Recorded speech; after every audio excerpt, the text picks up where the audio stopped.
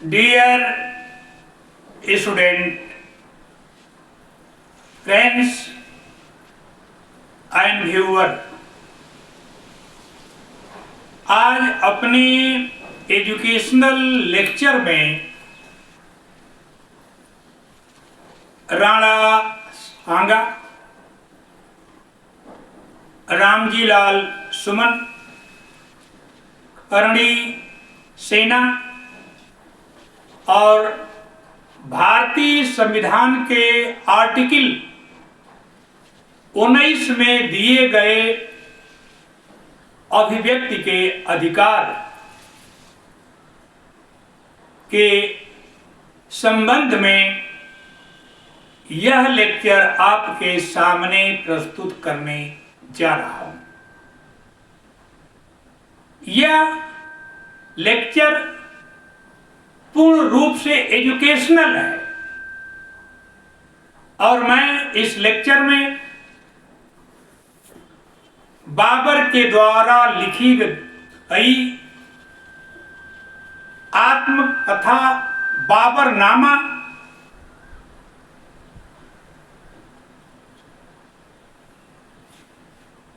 सतीश चंद्र महान इतिहासकार के द्वारा लिखित हिस्ट्री ऑफ मेडिवल इंडिया और भारतीय संविधान के आर्टिकल 19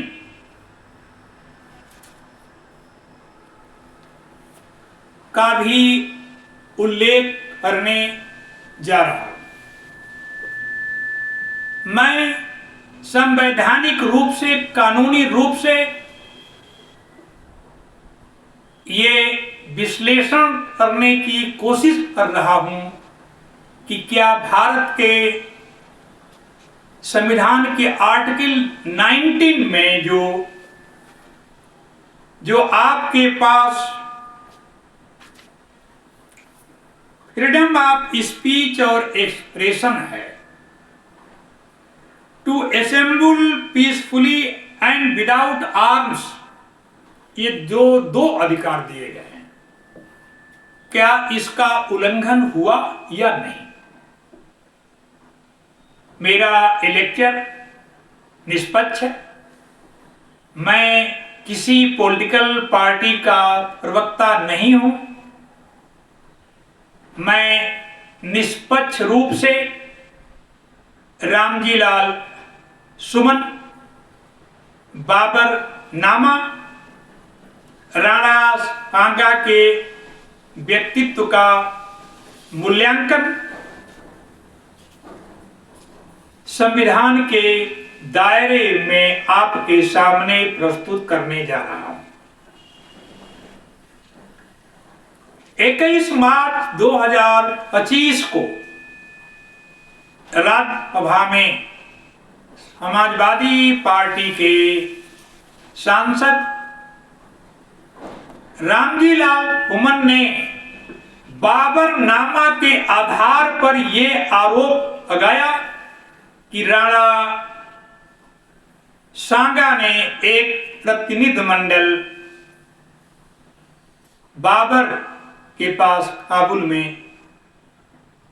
भेजे थे, इसलिए उन्होंने भारत के साथ में गद्दारी किया।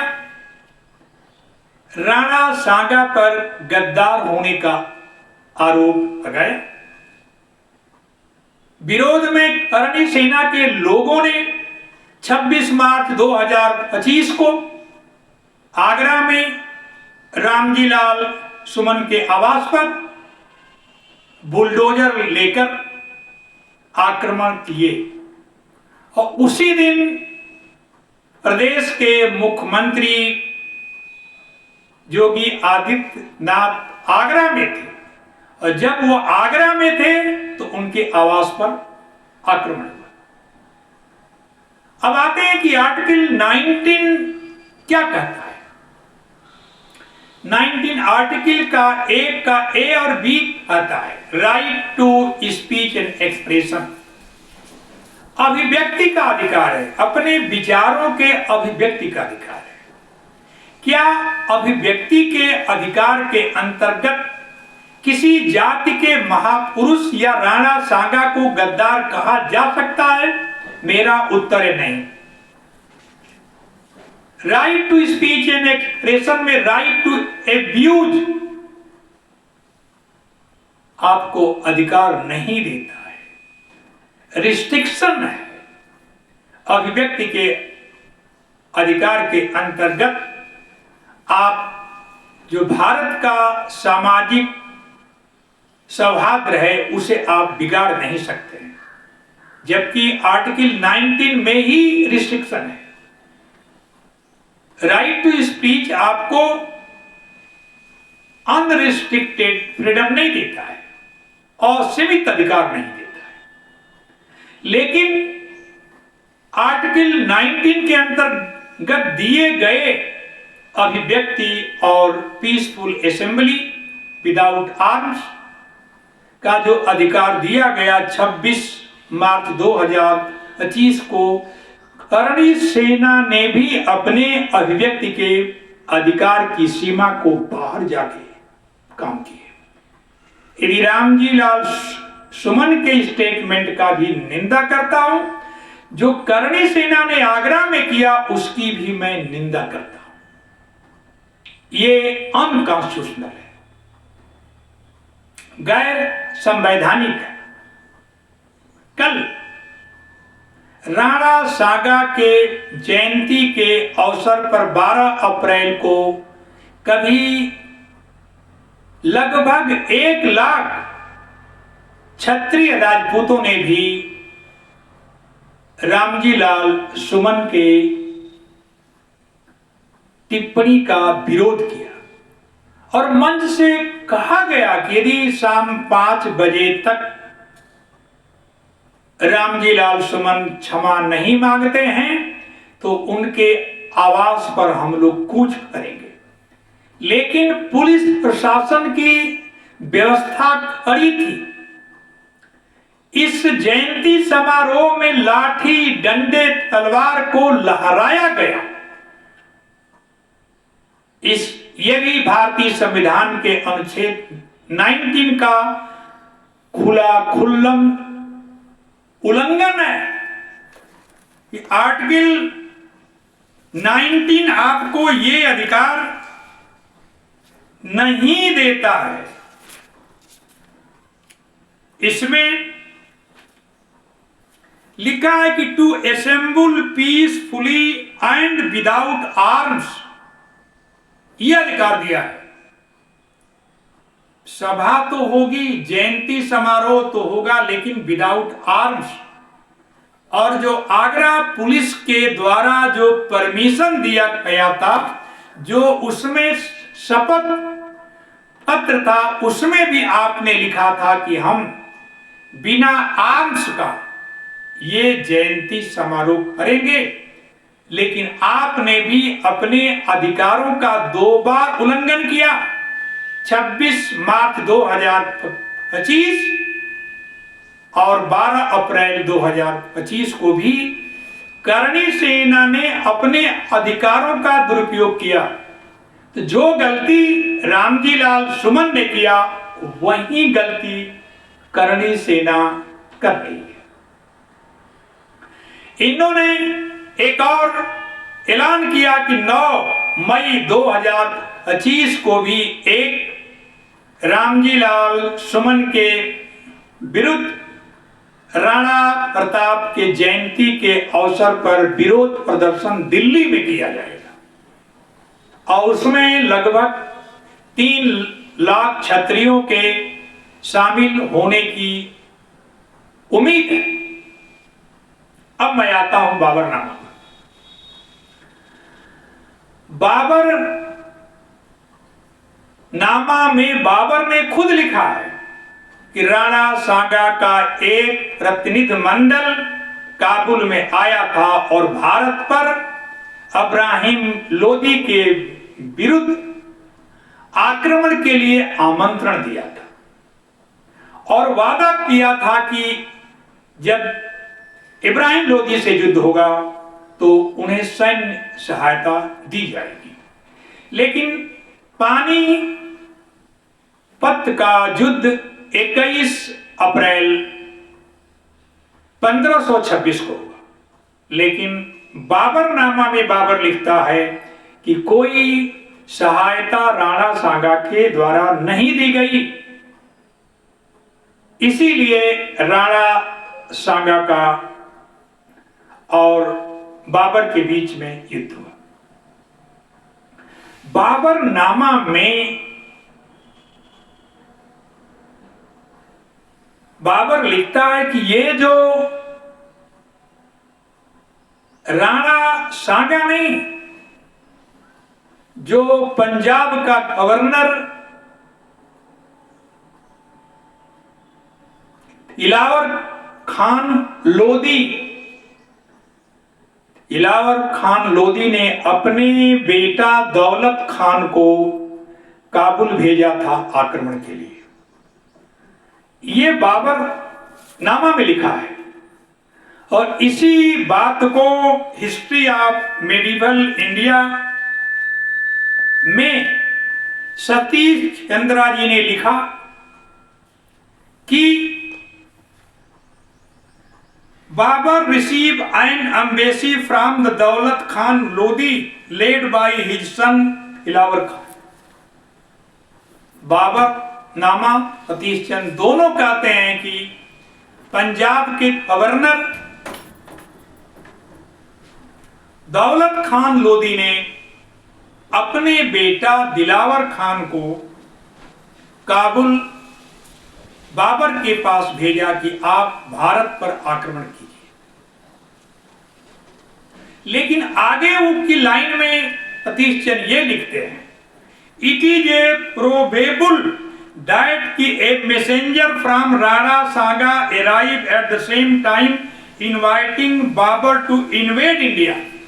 शायद राणा सांगा का भी एक मैसेंजर बाबर के पास पहुंचा और भारत पर आक्रमण के लिए आमंत्रित किया, शायद लिखा।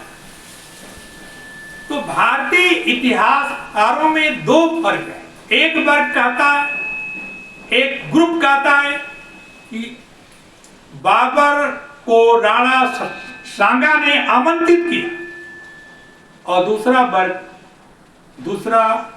ग्रुप कहता है कि नहीं। अब मैं आता हूं राणा सांगा के जीवन पर। राणा सांगा का जन्म 12 अप्रैल 1482 चित्तौड़गढ़ मेवाड़ में हुआ था। राणा सांगा ने करीब 100 युद्धों में नेतृत्व किया और जीते। मेवाड़ के उत्तर पश्चिम में दिल्ली, आगरा, यह भी दिल्ली सल्तनत इब्राहिम लोदी,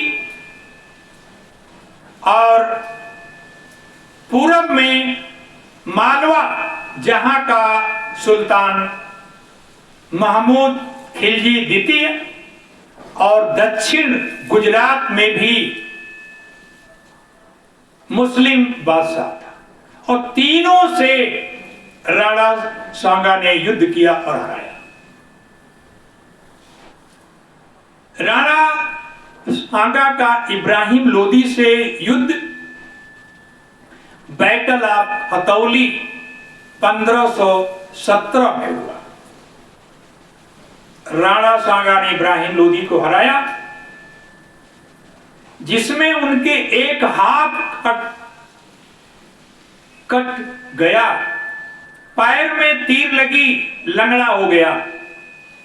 युद्ध में राणा सांगा का एक कान बहरा, एक आंख अंधा, एक हाथ कटा, एक पैर नहीं, फिर भी उस भारत के महान सपूत राजा ने संघर्ष किया अपने राज्य की रक्षा के लिए, हिंदुस्तान की रक्षा के लिए, मेवाड़ की रक्षा के लिए, हिंदू धर्म की रक्षा के लिए उसने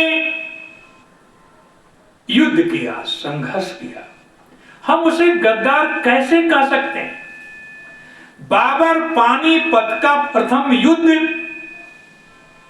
खानवा का युद्ध जीता, वो बंदूक, गन पाउडर, तोप के बल पर जीता। 1527 ईस्वी फरवरी महीने में राणा सांगा ने बयाना के युद्ध में बाबर को हराया, क्योंकि बाबर की सेनाओं ने बयाना के किले पर कब्जा कर लिए थे और राणा सांगा बाबर का युद्ध हुआ और इसमें बाबर हार गया। इस हार के कारण बाबर विचलित हो गया। 1 लाख की जो सेना इब्राहिम लोदी की थी, पानीपत में एक वर्ष पहले हराया था और राणा सांगा ने बयाना के युद्ध में हरा दिया।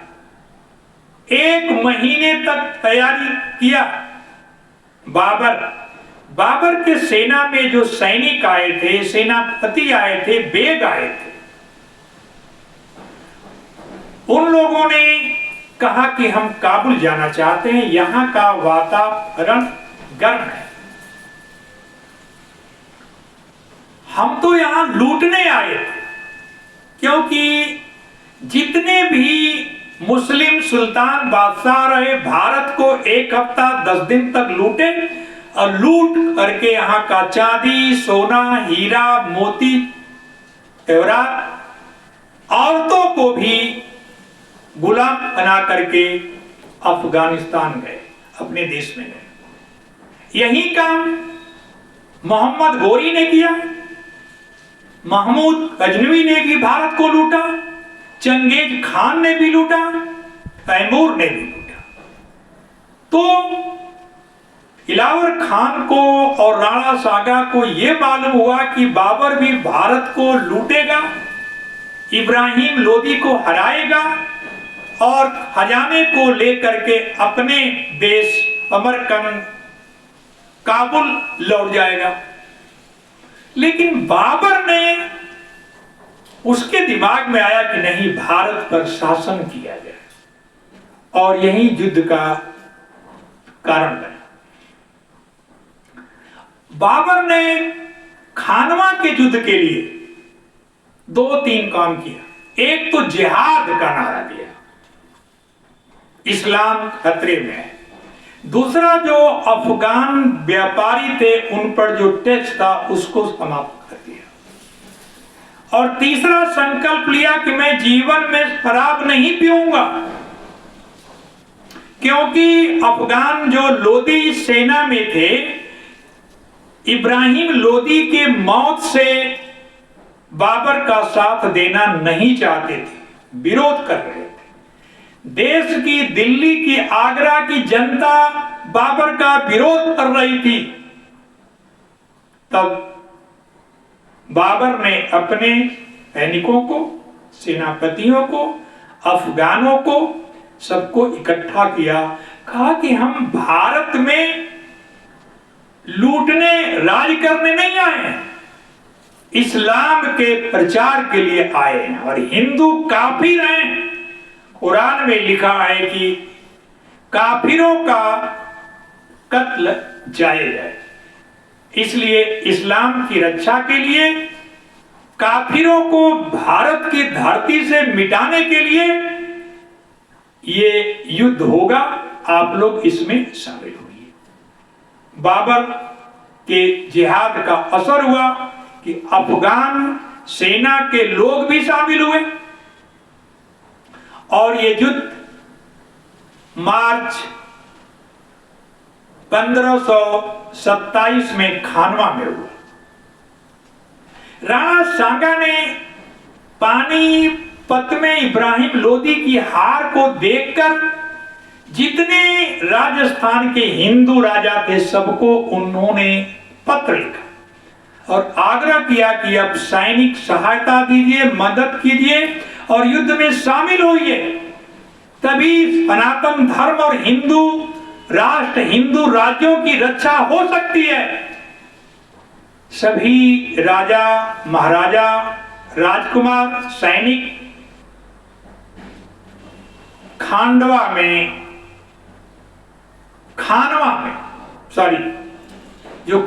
जो आगरा से 40 किलोमीटर की दूरी पर एक गांव है, उसी में बाबर की सेना और जो राजपूतों की संयुक्त सेना थी उसमें युद्ध हुआ और इस 5 घंटे के युद्ध में अनेक राजकुमार, सेनापति, राजा मारे गए। राणा सांगा घायल होकर बेहोश हो गए और बेहोशी के हालत में उनके सेना के लोगों ने उन्हें युद्ध क्षेत्र से बाहर ले गए और 1528 30 जनवरी को उनके ही सेनापतियों ने उन्हें जहर दे दिया कि फिर ये बाबर से युद्ध न हो सके। लेकिन कुछ इतिहासकार, जो भारत के इतिहासकार हैं, कि बाबर के मुखबिरों ने ही राणा सांगा को जहर दिया और इस महान भारत के सपूत का 30 जनवरी 1928 को मृत्यु हो गई। क्या ऐसे महान सपूत को आप गद्दार कर सकते हैं, जिसकी एक आंख नहीं फिर भी वो युद्ध किया? उसका नाम है Maharana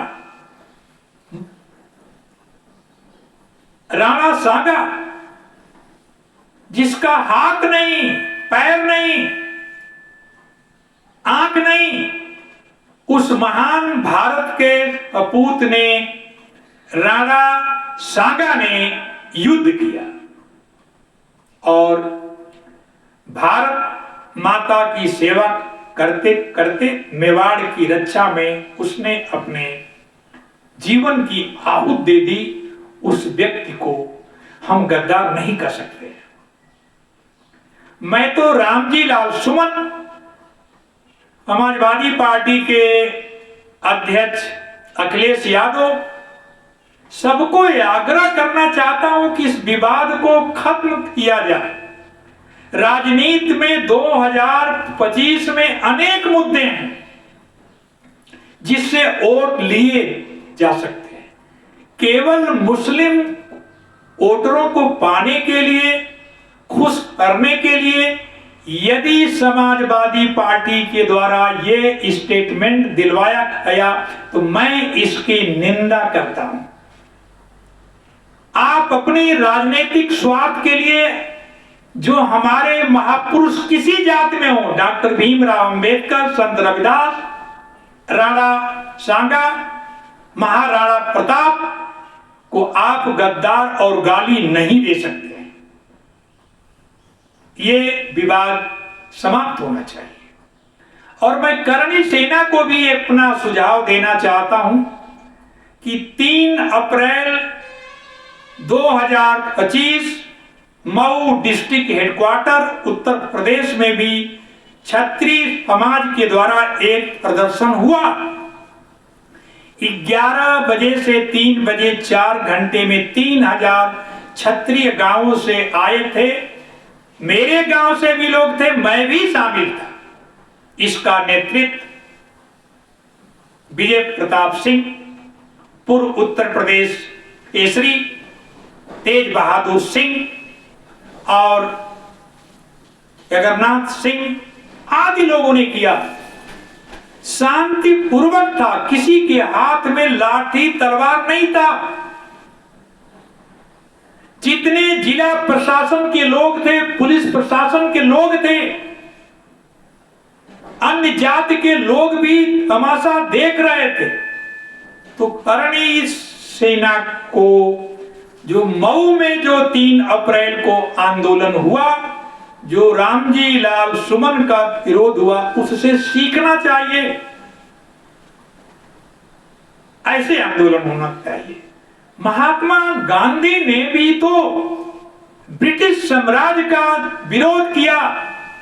non cooperation movement, civil disobedience movement, ये सारे आंदोलन महात्मा गांधी के द्वारा हुए, लेकिन उन्होंने कभी हथियार, तलवार, लाठी अपने मीटिंग में लहराए नहीं। कल 12 अप्रैल को आगरा में आप लाठी लेके आए थे, तलवार लेके आए थे। सोशल मीडिया पर कह रहे हैं कि जो रामजी लाल सुमन की गर्दन को काट देगा, जीभ को काट देगा, 20 लाख देंगे, 25 लाख देंगे। मैं इसकी निंदा करता हूं। कल यदि जाति के नाम पर करणी सेना क्षत्रिय जाति के लोगों की है, तो अनेक जातियां हैं। यादव हैं, दलित हैं, जातो हैं, लोहार हैं, कुम्हार हैं, ब्राह्मण हैं, भूमिहार हैं। सभी जातियों में ऐसे ही सेना के संगठन विकसित हो सकते हैं जो भारत की एकता, अखंडता, गांव में जो सौहार्द का वातावरण है, उसके लिए खतरनाक साबित होगा। क्षत्रिय जाति के लोग लिखे हैं, पढ़े हैं, जागरूक हैं, अपनी सीमा को जानते हैं। भारतीय संविधान के अनुच्छेद 19 में जो अधिकार दिया गया है, उसमें लिखा है पीसफुल असेंबली विदाउट आर्म। लेकिन कल आपने जयंती समारोह में तलवार और डंडे को लहराए, जो आपके संवैधानिक अधिकारों का उल्लंघन करता है, अनकॉन्स्टिट्यूशनल है। किसी मीटिंग में, किसी जयंती में आप तलवार, लाठी, डंडे नहीं लहरा सकते हैं। भारत का संविधान इस पर रोक लगाता है। तो मित्र व्यूअर जो हमारी बात को सुन रहे थे, हमारा उद्देश्य भाषण का है भारत में एक समता मूलक समाज की स्थापना करना, जाति प्रथा को तोड़ना। जो भी महापुरुष किसी भी जाति में हो, उसका सम्मान करना, उसका पूजा पाठ करना, उसका गुणगान करना प्रत्येक भारतीय का कर्तव्य है। मैं नहीं चाहता कि जो 4000 वर्षों से भारत का समाज जातियों में टूटा है, अटा है, ये भारत की एकता, अखंडता के लिए अच्छा नहीं है। और जाति विहीन समाज ही भारत को एक आदर्श राष्ट्र, एक विकसित राष्ट्र बना सकता है। तो जो लोग हमारी लेक्चर को सुन रहे हैं, मैं अपने भाषण के अंत में ये कहूंगा कि राणा सागा अमर रहें, राणा सागा अमर रहें, राणा सागा अमर रहें। और उनकी कल जो जन्म दिवस था, उस पर मैं आप सभी लोगों को अपनी शुभकामनाएं देता हूं। आप ऐसे वीडियो, ऐसे विचार, ऐसे प्रदर्शन से दूर रहिए जो देश की एकता, अखंडता, भ्रातृत्व की भावना, सामाजिक सौहार्द को बिगाड़े। ऐसे टीवी चैनलों, ऐसे वीडियो, ऐसे व्याख्यानों से दूर रहिए। इसी के साथ मैं आज का अपना लेक्चर यहीं पर समाप्त करता हूं। जय हिंद, जय भारत।